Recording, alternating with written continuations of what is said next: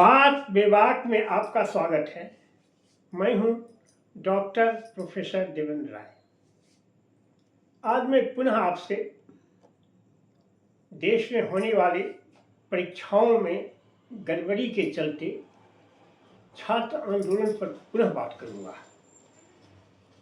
आप तो जानते ही हैं, नीट पेपर लीक के खिलाफ जंतर मंतर पर बहुत लंबा आंदोलन कॉकरोच जनता पार्टी के नेतृत्व में हुआ। सोनम वांगचुक ने 25 दिनों तक हंगर स्ट्राइक किया। अंत में सरकार झुकी, कुछ मानी गई। उसमें धर्मेंद्र प्रधान जो शिक्षा मंत्री थे उनका इस्तीफा हुआ। सभी अपोजिशन पार्टी उस पर काफ़ी अपना वक्तव्य दिए, काफ़ी उसमें शिरकत किया। धन्यवाद उसके लिए।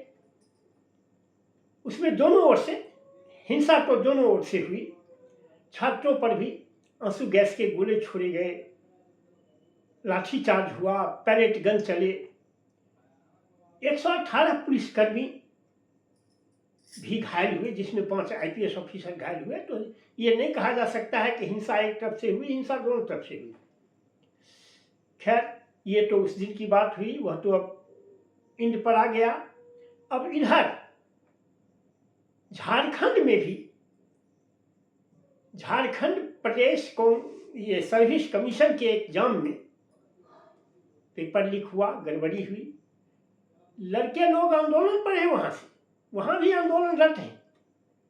देवेंद्र महतो नाम का एक आदमी ये सोनम वांगचुक से इंस्पायर्ड होके 3 दिनों से हंगर स्ट्राइक पर वहां भी है, लेकिन कोई ओपोजिशन लीडर वहां नहीं गया है अभी तक। यह जो दोहरा मापदंड है, कैसे ओपोजिशन लीडर इंडिया ब्लॉक के कांग्रेस कैसे विद्यार्थियों का और जनजे का विश्वास जीत पाएगी जब उसका सेलेक्टिव होता है। बीजेपी रूल्ड स्टेट्स में हुआ तो कांग्रेस वाले तूफान मचाएंगे, कांग्रेस रूल्ड स्टेट्स में हुआ तो बीजेपी वाले तूफान उठाएंगे। इधर एक नया डेवलपमेंट हुआ है। कर्नाटक में क्वेश्चन पेपर तो लीक नहीं हुआ है, लेकिन OMR सीट और ये जो आंसर सीट थे उसके नंबर में कोई मिलान ही नहीं था, मिल ही नहीं खा रहा था उसके साथ। इस पर वॉकआउट हुआ, लड़के आंदोलनरत हैं। वहां प्रियंक खड़गे जो कांग्रेस के कठपुतली अध्यक्ष के बेटे हैं, ये मल्लिकार्जुन खड़गे के वही शिक्षा मंत्री हैं, लोग उनसे रिजाइनेशन मांग रहा है।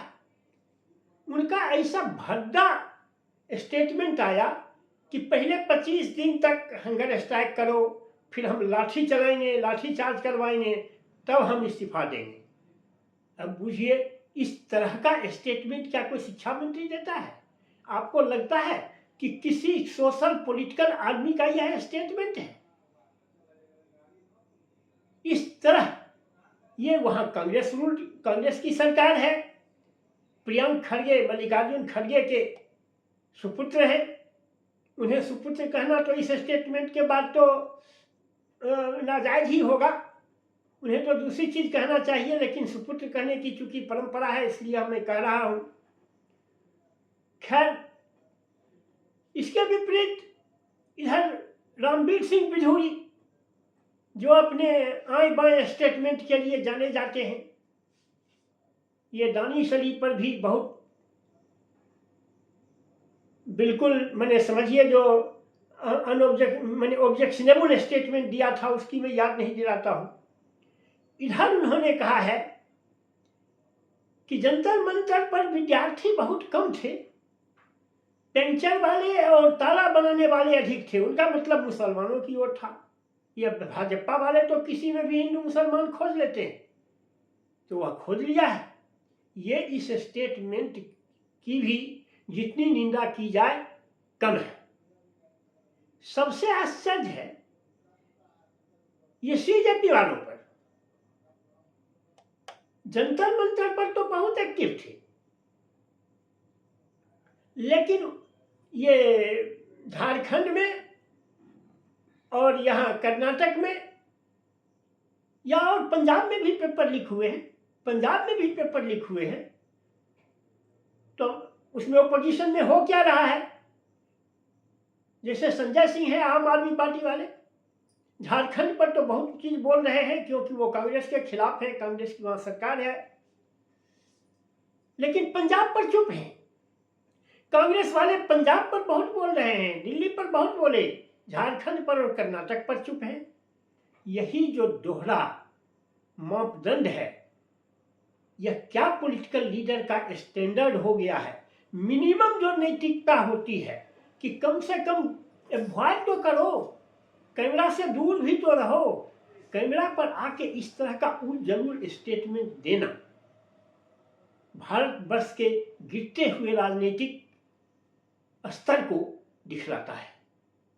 इसमें कोई एक पार्टी का आदमी इन्वॉल्व नहीं है, मैं सभी पार्टियों को कह रहा हूं, यही समाजवादी पार्टी वाले भी जंतर मंतर पर तो बहुत आंदोलित है, लेकिन कर्नाटक पर नहीं कुछ बोल रहे हैं, ये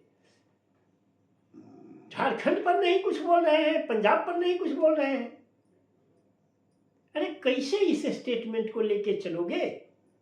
एक उनको बहाना मिल गया है, एक नया औजार मिल गया है चंदा चोरी का, अब उसको लेके वो चूंकि उससे उनका राजनीतिक स्वार्थ सधने वाला है, उस पर भी मैं कभी फिर से आऊंगा।